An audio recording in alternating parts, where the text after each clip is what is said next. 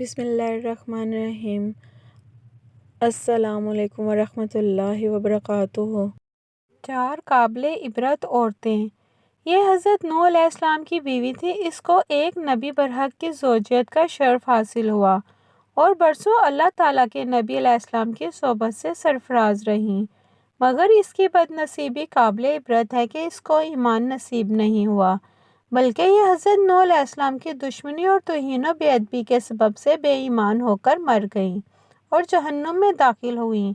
یہ ہمیشہ اپنی قوم میں جھوٹا پروپیگنڈا کرتی رہتی تھیں کہ حضرت نوح علیہ السلام مجنون اور پاگل ہیں، لہٰذا ان کی کوئی بات نہ مانو۔ وائلہ، یہ حضرت لوط علیہ السلام کی بیوی تھی۔ یہ بھی اللہ کے ایک جلیل القدر نبی علیہ السلام کی زوجیت و صحبت سے برسوں سرفراز رہی، مگر اس کے سر پر بھی بد نصیبی کا ایسا شیطان سوار رہا تھا کہ سچے دل سے کبھی ایمان نہیں لائیں، بلکہ عمر بھر منافقہ رہیں اور اپنے نفاق کو چھپاتی رہیں۔ جب قوم لوط پر عذاب آیا اور پتھروں کی بارش ہونے لگی، اس وقت حضرت لوط علیہ السلام اپنے گھر والوں اور مومنین کو ساتھ لے کر بستی سے باہر چلے گئے تھے۔ وائلہ بھی آپ کے ساتھ تھی۔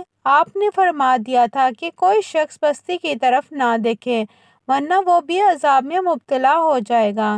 چنانچہ آپ کے ساتھ والوں میں سے کسی نے بھی بستی کی طرف نہیں دیکھا اور سب عذاب سے محفوظ رہے، لیکن وائلہ چونکہ منافق تھی، اس نے حضرت لوط علیہ السلام کے فرمان کو ٹھکرا کر بستی کی طرف دیکھ لیا اور شہر کو الٹ پلٹ ہوتے دیکھ کر چلانے لگی، یا قوماں، ہائے رے میری قوم! یہ زبان سے نکلتے ہی ناگہان عذاب کا ایک پتھر اس کو بھی لگا اور یہ بھی ہلاک ہو کر جہنم رسید ہو گئی۔ آسیہ بنت مزاحم رضی اللہ تعالیٰ عنہ یہ فرعون کی بیوی ہیں۔ فرعون تو حضرت موسیٰ علیہ السلام کا بدترین دشمن تھا، لیکن حضرت آسیہ رضی اللہ تعالیٰ عنہ نے جب جادوگروں کو حضرت موسیٰ علیہ السلام کے مقابلہ میں مغلوب ہوتے دیکھا تو فوراً ان کے دل میں ایمان کا نور چمک اٹھا۔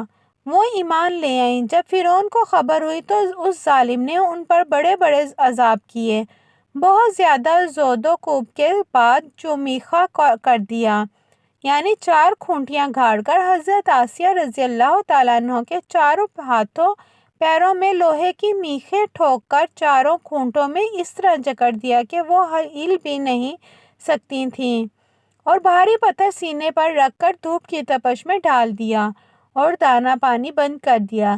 لیکن ان مصائب و شدائد کے باوجود وہ اپنے ایمان پر قائم و دائم رہیں اور فرعون کے کفر سے خدا عزوجل کی پناہ اور جنت کی دعائیں مانگتی رہیں، اور اسی حالت میں ان کا خاتمہ بالخیر ہو گیا اور وہ جنت میں داخل ہو گئیں، اور ابن کثان کا قول ہے کہ وہ زندہ ہی اٹھا کر جنت میں پہنچا دی گئیں۔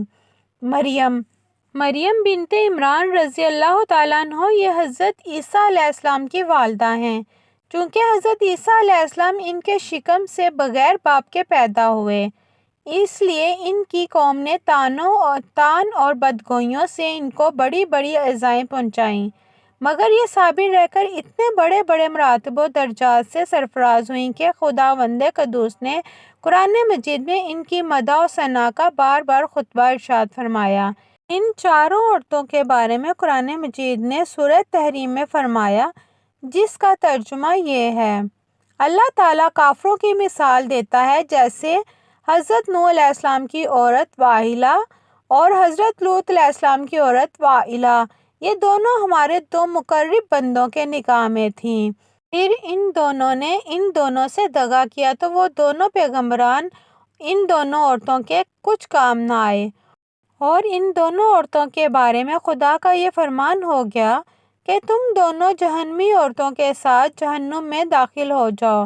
اور اللہ تعالیٰ مسلمانوں کی مثال بیان فرماتا ہے: فرعون کی بیوی آسیہ جب انہوں نے عرض کی، اے میرے رب، میرے لیے اپنے پاس جنت میں گھر بنا اور مجھے فرعون اور اس کے کام سے نجات دے اور مجھے ظالم لوگوں سے نجات بخش، اور عمران کی بیٹی مریم جس نے اپنی پارسائی کی حفاظت کی تو ہم نے اس میں اپنی طرف کی طرح روح پھونکی، اور اس نے اپنے رب کی باتوں اور اس کی کتابوں کی تصدیق کی، اور فرما برداروں میں سے ہوئی۔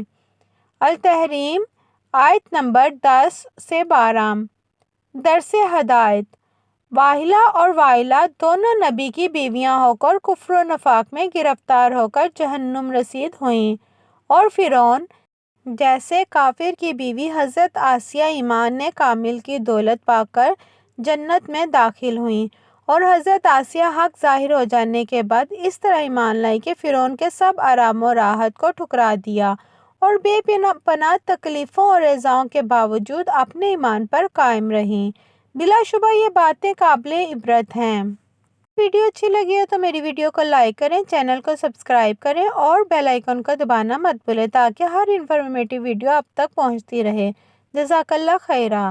ملتے ہیں نیکسٹ ویڈیو میں، تب تک کے لیے اللہ حافظ۔